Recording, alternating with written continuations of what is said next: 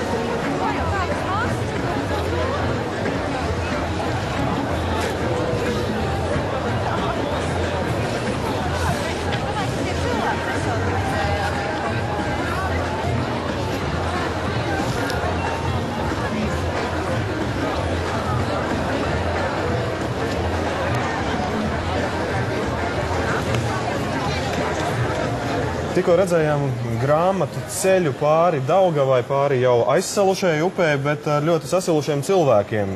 Tā ceļoja vēsturiskā Bībele un pat aizceļoja uz Gaismas pils pusi. Ne visiem ir tā paveicies kā mums vai cilvēkiem grāmatu ķēdē. Tā piemēram Twitterī meitene vārdā Eva Eva. Gribētos tagad būt Rīgā grāmatu draugu ķēdē tik saliedējošs pasākums. Varu vien priecāties, skatoties tiešraidi LTV1.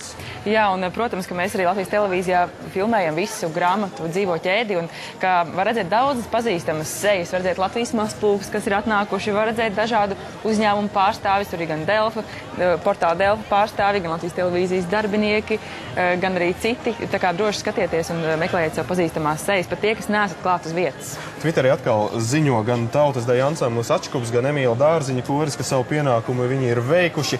Andris Teikmanis, mūsu pazīstamais diplomāts, priecājas par to, ka tik daudz mazo dalībnieku ir grāmatu ķēdē. Vēl 22. gadsimtā Latvijā dzīvošo cilvēki, kuri lepni teiks, es pārnesu mūsu bibliotēku.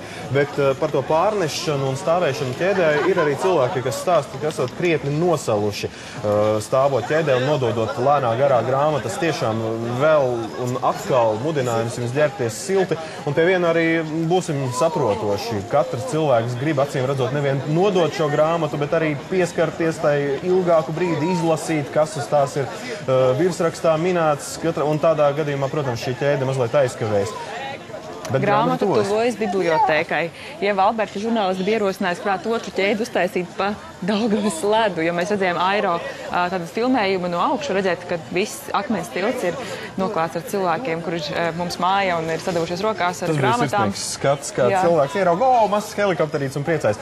Bet lūdzu uz ledus tomēr nekāpiet. Nav zināms, vai tas jau ir pilnīgi drošs, un pašvaldības policija ir izsludinājusi aizliegumu atrasties uz publisko ūdens tilpju ledus. Droši vien tas aizliegums arī tiks atcelts drīz, ņemot vērā laika apstākļus, bet šobrīd mēs varam priecāties par pirmās grāmatas ilgo ceļu no Nacionālās bibliotēkas līdz jaunajai ēkai, līdz Gaismas pilī. Valsts prezidents smaidīgs, priecīgs tikko arī caur savām rokām nodeva grāmatu Lūk, Andris Vilks. Redzam arī, protams, rindā Solvita Āboltiņa, Saeimas priekšsēdētāja. Jā, politiķus prieks redzēt rindā. Man tikai prieks par tiem, kas šobrīd stāv un sals, nevis par dažiem no Rīgas domes, kuri stāvēja siltumā un ļoti omulīgi nodeva grāmatu, kamēr citi sāla. Bet liela uzslava tiem, kas ir sapulcējušies pie Gaismas pils šobrīd un jau finiša taisne. Redzam, ka ir trīskārša ķēdes rinda. Protams, ka ik viens būt pieskarties Bībelē, kā jau minējām, laikam neviena Bībele nav tik ilgi gaidīta. Un es jau plānošu, ka 40-45 minūtes grāmata ceļos no vecās uz jauno ēku, nu jau pagājusi pusotra stunda, gandrīz stunda, 22 minūtes. Bet es tev jau teikšu tā, neskatoties uz savu nebūšanu šajā grāmatu ķēdē, es jūtos tai pieskāries. Gan tādēļ, ka mēs redzējām to no dažādiem rakursiem Latvijas televīzijas filmējumā, gan arī tas, ka sociālajos medijos cilvēki vēstīja par savām izjūtām, kā viņi ir pieskārušies šai Bībelē. Es atgādinu, ka mēs esam sekulāra valsts, bet tomēr mēs acīm redzot balstāmies gan kristīgos pamatos un par preambulas nepieciešamību šobrīd neizteiksimies, vai tā ir vai nav vajadzīga. Es ceru, ka neviens nespekulēs ar Bībeles pārnešanas faktu. Es to vairāk uzskatītu par drukātā vārda, kā cilvēku izglītošanas pieejamības nodrošināšanas brīdi. Kā Stenlija Kaustaļa gaisā mūsu Bībele pirmo grāmatu, kas nokļūst Gaismas pilī. Jūtas uzvarējuši. Ik viens grib pieskarties, kā minējām, trīskārša rinda ir izveidojusies šobrīd, un varam redzēt, ka ik viens vēlas ar dūrainīt, ka to mazliet pieskarties pirmajai grāmatai, jo vēsturisks mirklis šodien notiek. Mēs tiešām ienesam pirmo grāmatu. Dainis Ivāns arī. Dainis Ivāns savulaik stāvēja Baltijas ceļā, bija viens no Latvijas karoga pacelšanas entuziastiem un veicinātājiem Svētā gara tornī. Visa atmodas procesa virzītājs spēks, tas ir tiešām simboliski, ka viņš šobrīd atrodas arī pie Gaismas pils pārbaudām. Redzam arī Gintu Grūbi šobrīd, kurš ir ar dzelteno šāli. Starp citu, tie, kas ir ar dzelteniem šālēm, ir Rīga 2014 organizātori. Savukārt ar baltajām šālēm mēs varam redzēt bibliotekas darbiniekus. Kā redzam, Gaismas pils tiešām ir attaisno savu nosaukumu. Gaismas pils ir ieskauta ar tādu kā kazdārzā rokās sadošos cilvēku pulku. Tā ir grāmatu maiņas ķēde, kā ziņo kolēģi. Jaunā ķēde. Ik pēc pusstundas cilvēku ķēdē mainās. Mēs redzam, ka arī veidojas jaunā ķēde. Cilvēki sadavušies rokās, pienāk klāt un veido šo jauno ķēdi. Un te no jums vai jūsu tuviniekiem, kas varbūt zvana un satraucas, kādēļ ir zināmās vietās Rīgā satiksmes ierobežojumi un veidojas varbūt arī pa kādam satiksmes sastrēgumam, šeit ir izskaidrojums. Ceļo mūsu tautas gara mantojums no vecās uz jauno ēku un lūdzu esiet izprotoši, kaut gan šķiet pārāk lielu sašutumu nekur es neesmu par to manījis. Drīzāk cilvēki vienkārši interesēs. Kas tad noticis sestdien? Mūsdienu tehnoloģijas visi cenšas nofotografēt grāmatu iemūšanā. Tas arī droši neveicināja grāmatas pārlieku ātru virzību no vecās uz jauno mājvietu. Tūdaļ pat durvīm ienesīs iekšā pirmo grāmatu, kas nokļūs Gaismas pilī.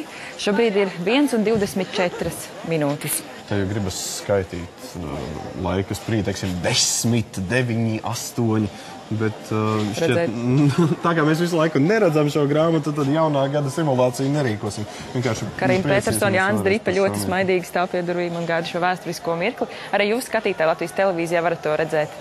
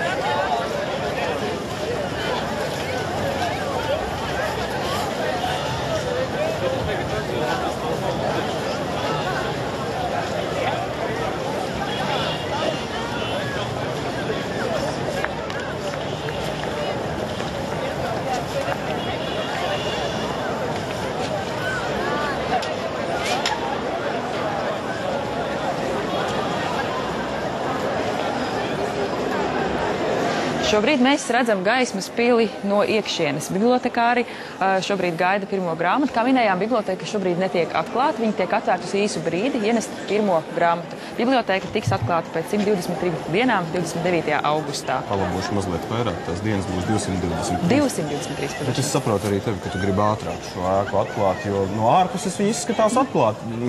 Iekšpusē arī šķiet gatava. Viss daudz diskutētais apdares materiālu kopums ir klāt, bet ir jābūt pilnīgi drošiem, ka cilvēki, kuri tur strādās un viesosies, ne tikai maksimāli komfortablos, bet arī drošos apstākļos darbosies. Šobrīd nojaušu, ka drošos apstākļos nonāk šī vēsturiskā bībele, kura sāka savu ceļu pirms pusotras stundas.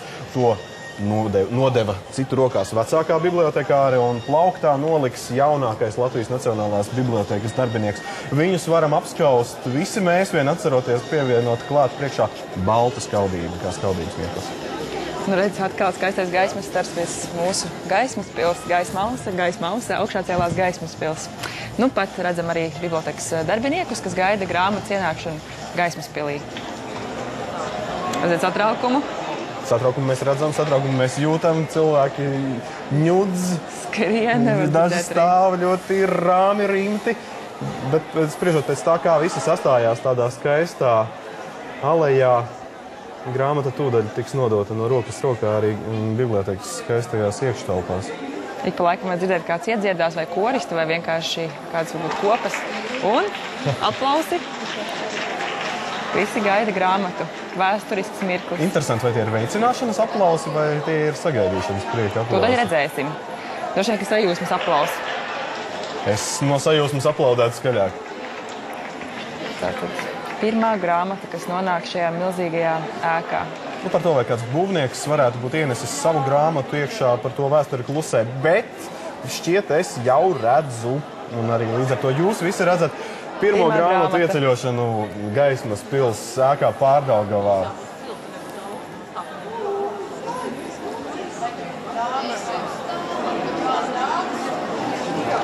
Ar lepnumu pietāti un tiešām šķiet prieku cilvēki sagaida pirmo grāmatu. Arī jūs to skatītāji šobrīd redzat tiešraidē Latvijas televīzijā. Tad pirmā grāmata ir nokļuvusi Gaismas pilī.